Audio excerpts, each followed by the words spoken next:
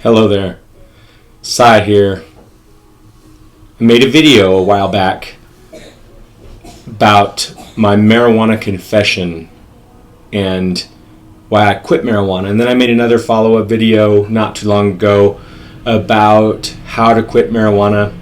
And I had some questions. One of those was, is there any other information, good information out there that you could give me on how to quit?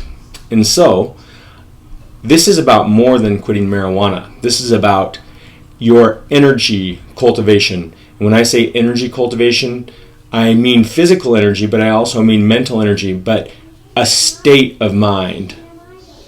When you do something, like when you do any kind of drug, you enter a different state of mind.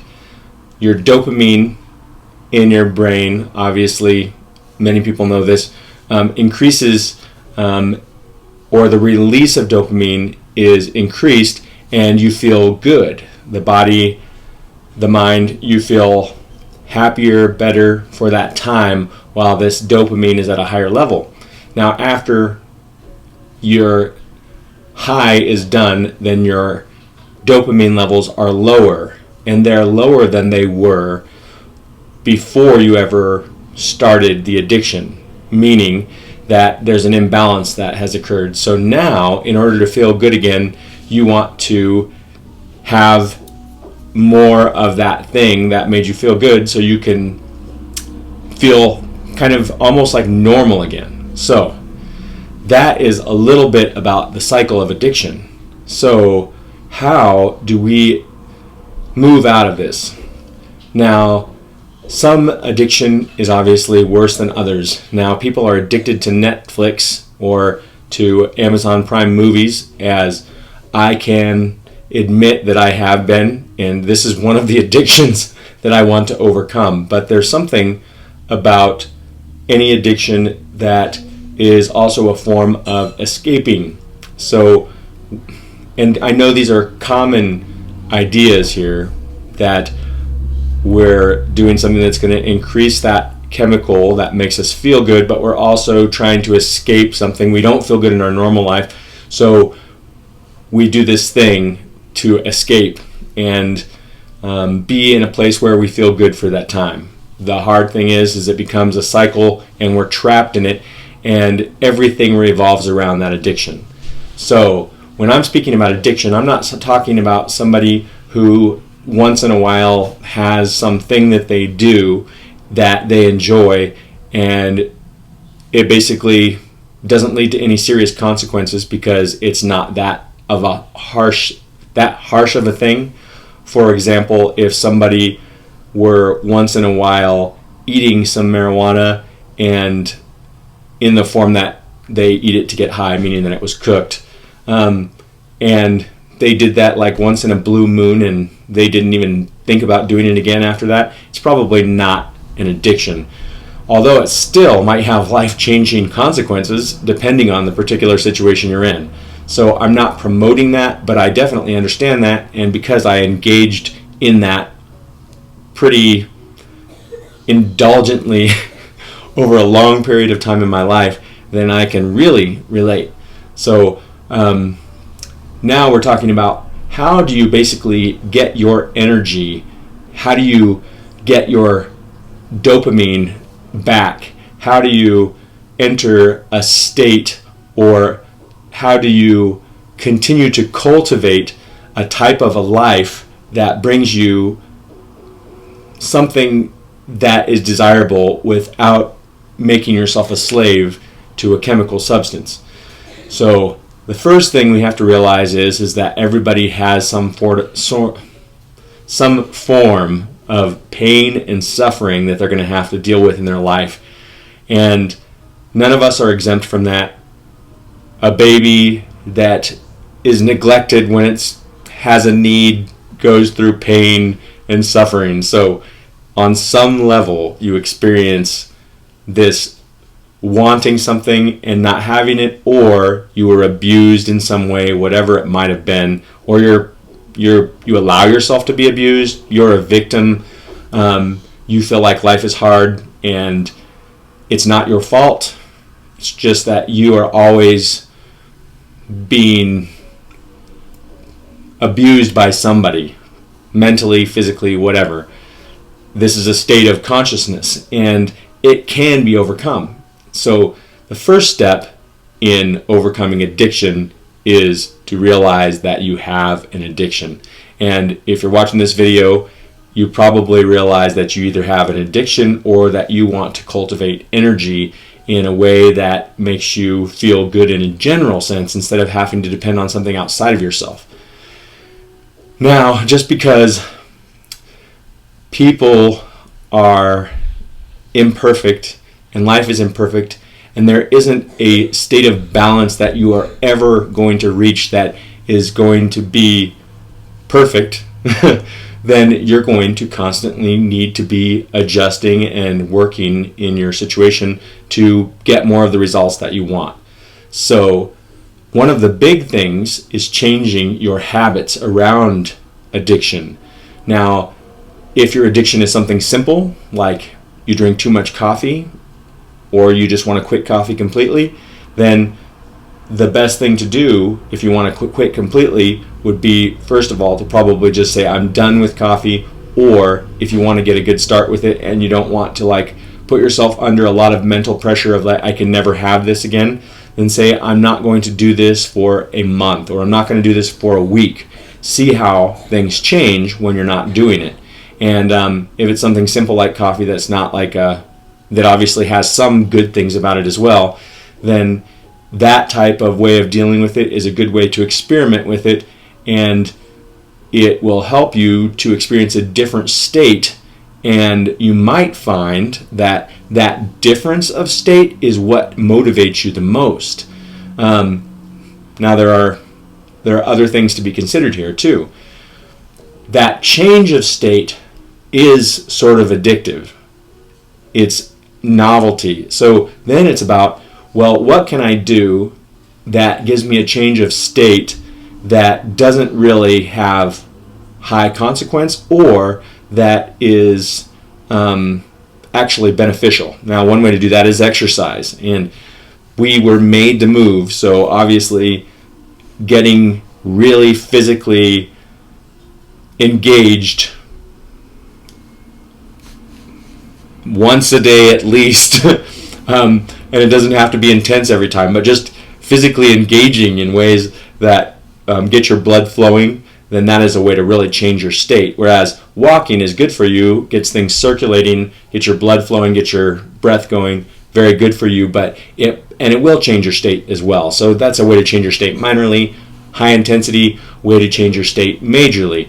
And that's one simple replacement for an addiction. Now, the thing about addiction that is hard is that if you just think to yourself in your mind, I want to overcome this, or I don't want to do this anymore, then you're not going to probably overcome it. Because from one day to the next, as you go through the day, you experience different levels of state that you are used to experiencing. And those are based upon all of the habits that you have made your life around.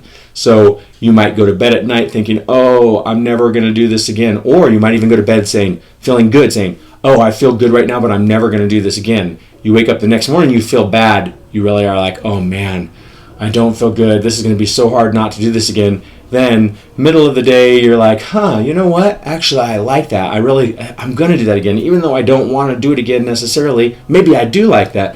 And maybe I want to continue to do that because there's this force of habit. And it's association, too, of all of the things that you're doing. So what you have to realize when you want to quit something is that there is going to be stress. You can view that stress as painful, as exciting, as however you want to look at it. You just have to realize that there's going to be some stress that you're going to undergo.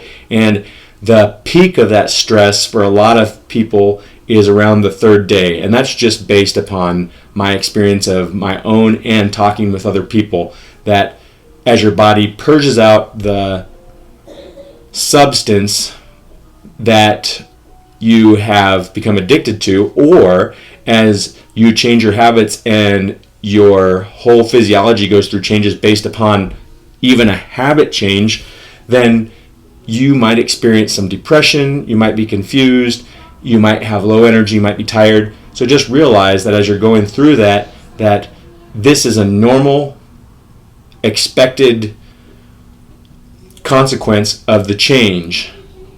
It could be called withdrawal if it is an actual physical withdrawal, or it could be a psychological withdrawal, or like I was saying before, just a simple change of habits is going to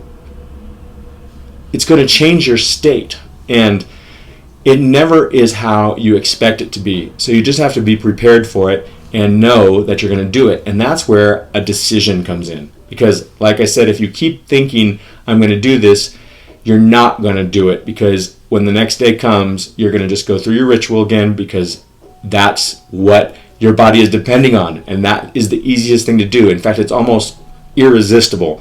That's why people are addicted.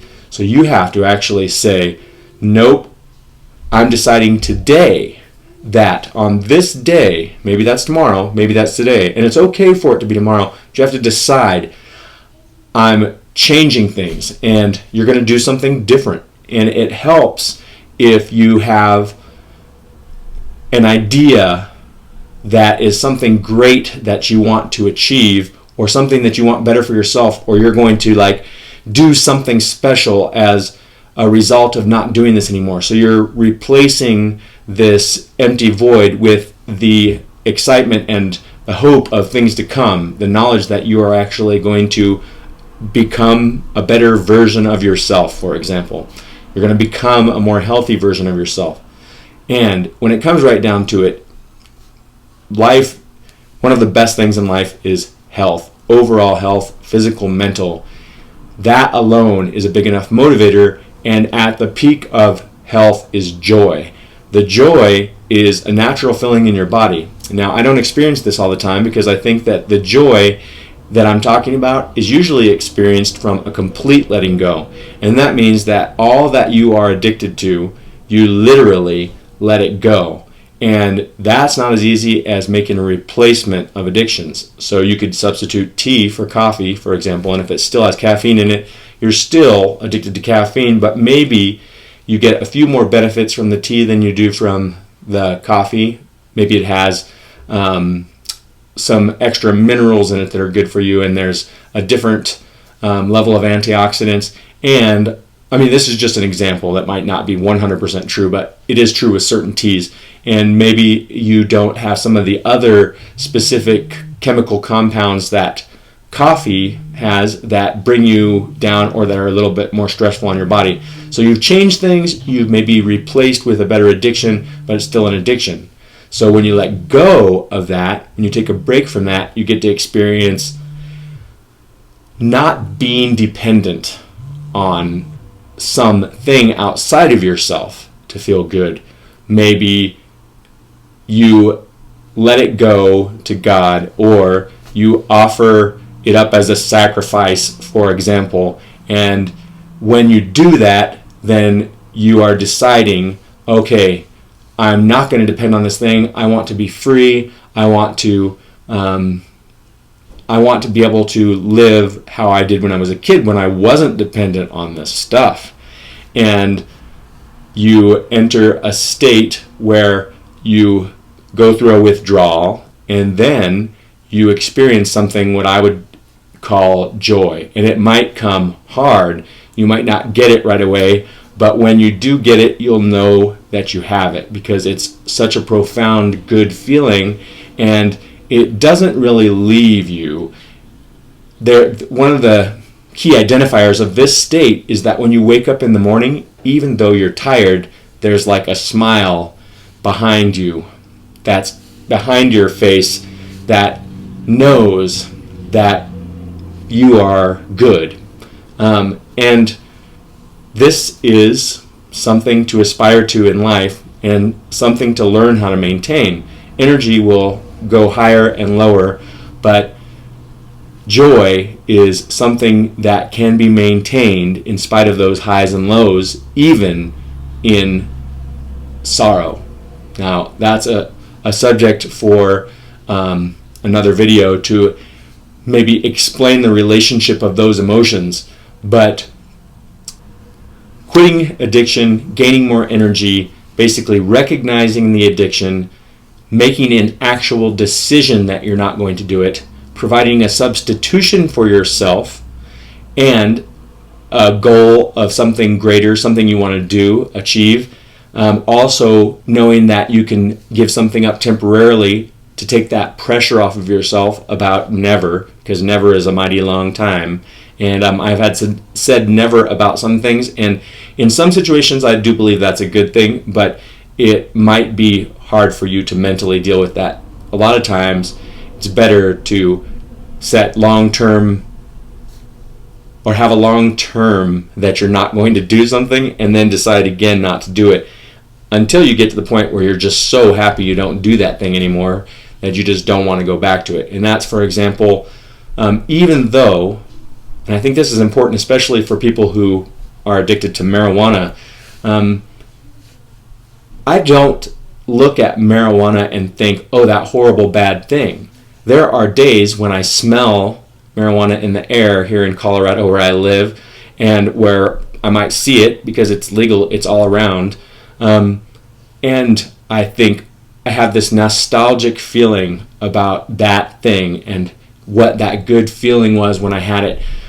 Maybe like being out in the sun on a nice day and being high and just not having a care in the world and feeling like, oh, everything is great, and this euphoria and all of these good thoughts and creative ideas coming in. So those thoughts are good, but I realized that those thoughts came at a consequence to me, and that consequence was that I wasn't able to really maintain that without that thing. And there was a downside to it. Might be less down than other things, but what I'm saying here is that doesn't go away. My idea and the thought that, oh, this thing has something good about it. There's something I like about it. But I have the thought that is greater than that, that I feel good without that, and I'm aiming for something higher. And that higher thing that I'm aiming for is more freedom and more joy and independence, or basically freedom from those things, to be able to feel good without those things, and to feel life force, to feel energy bubbling up through me, to also be a good example for my kids, meaning to teach them that those things are not necessary for you to be fulfilled, and also to be an example for others that you can overcome.